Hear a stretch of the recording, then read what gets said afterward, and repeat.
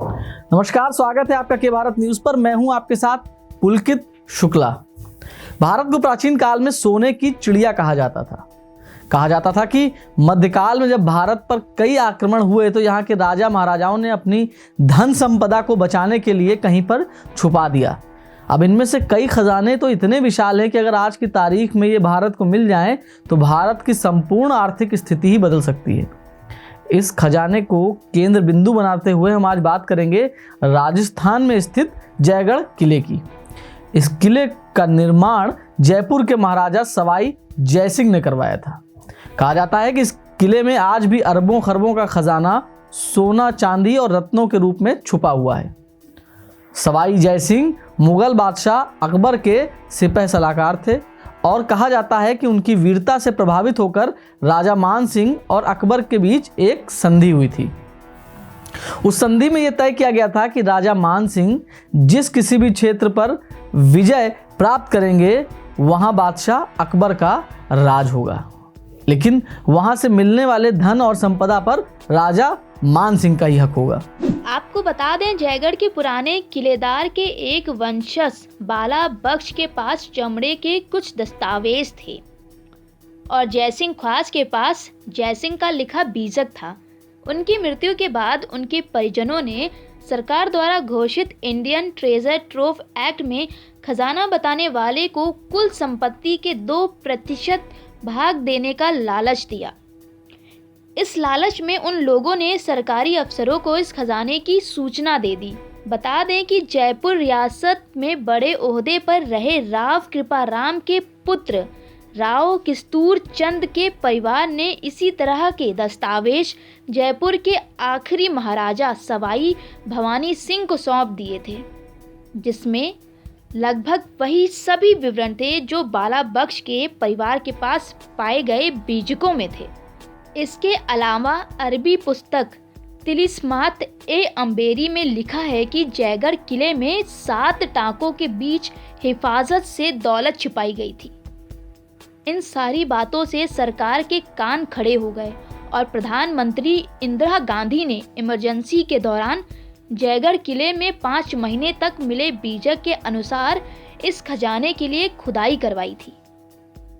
भारत सरकार ने खजाना खोजने के लिए सेना की 37वीं इंजीनियर्स कोर को बुलाया और 5 महीने में खुदाई पूरी होने के बाद ये बताया गया कि महज 230 किलो चांदी और चांदी का सामान ही मिला है। सेना ने इन सामानों की सूची बनाकर और राज परिवार के प्रतिनिधि को दिखाई और उसके हस्ताक्षर लेकर सारा सामान सील कर दिल्ली ले गई। इस खुदाई में मिले सामान पर हमेशा ही विवाद रहा है, क्योंकि खुदाई के दौरान सेना के ट्रकों का काफिला जब दिल्ली लौटने लगा तो जयपुर दिल्ली का मार्ग पूरे दिन बंद कर दिया गया और उसकी सुरक्षा में हथियारबंद सैनिक तैनात थे। अफवाह है कि ये सारा ऑपरेशन इंदिरा गांधी के आदेश और संजय गांधी के निरीक्षण में हुआ और ट्रकों का सारा सामान दिल्ली छावनी में रख दिया गया। हालांकि इंदिरा गांधी ने कहा कि यहाँ कोई खजाना नहीं मिला, मगर इसी दौरान पाकिस्तान के सदर जुल्फिकार अली भुट्टो ने इस खजाने से पाकिस्तान का हिस्सा मांग लिया। आपको बताएं कि अगस्त 11, 1976 को भुट्टो ने इंदिरा गांधी को एक पत्र लिखा कि विभाजन के समय ऐसी किसी दौलत को अविभाजित भारत की जानकारी नहीं थी। अब विभाजन के पूर्व समझौते के अनुसार जयगढ़ की दौलत पर पाकिस्तान का भी हिस्सा बनता है। भुट्टो ने लिखा था कि पाकिस्तान को पूरी आशा है कि खोज और खुदाई के बाद मिली दौलत पर पाकिस्तान का भी जो हिस्सा बनता है वो बगैर किसी शर्त के उसको दे दिया जाएगा। इंदिरा गांधी ने 31 दिसंबर 1976 को भुट्टो को लिखे अपने जवाब में कहा था, उन्होंने विधि विशेषज्ञों को पाकिस्तान के दावों के औचित्य की जांच के लिए कहा था। विशेषज्ञों की राय है कि पाकिस्तान का कोई दावा ही नहीं बनता है। इंदिरा गांधी ने यह भी कहा था कि जयगढ़ में किसी तरह का खजाना नहीं मिला। अब सवाल उठता है कि आखिर ये खजाना गया कहाँ। अब इसके जवाब में जयपुर राज परिवार का कहना है कि खजाने का एक बड़ा हिस्सा जयपुर को बसाने में ही खर्च हो गया था, पर दस्तावेज इशारा करते हैं कि मान सिंह द्वितीय ने अपने काल में जयगढ़ के खजाने के एक बड़े हिस्से को मोती डूंगरी में रख दिया था। अब इसकी पुष्टि जो है वो कनौता के जनरल अमर सिंह की डायरी से भी होता है। उस डायरी में लिखा गया था कि मान सिंह ने जयगढ़ के किलेदारों को बदल दिया और भारी मात्रा में सामान यहाँ से लेकर कहीं और चले गए। कुछ पुराने लोग ये भी कहते हैं कि खजाने का तो पता चल गया था, लेकिन श्राप के डर से उसे निकालने की हिम्मत कोई नहीं कर सका। तो कुछ लोग संजय गांधी की असमय मौत से भी इस खजाने को जोड़ते हैं।